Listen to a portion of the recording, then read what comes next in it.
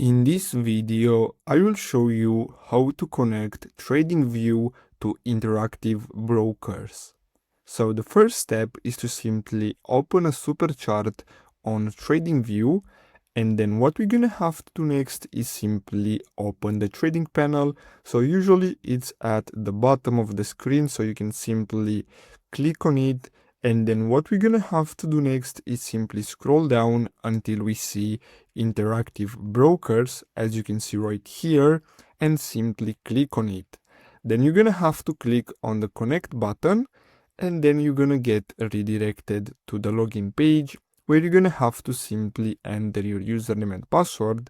Now, as you can see, you have two different options. So you have the live account where you trade with real money, and then you have the paper one where you can basically learn to trade with fake money. So you're gonna have to simply pick one of these and then simply click on login after you enter your username and password, and that's it. So I hope you found this video helpful. Don't forget to like and subscribe. Thanks for watching.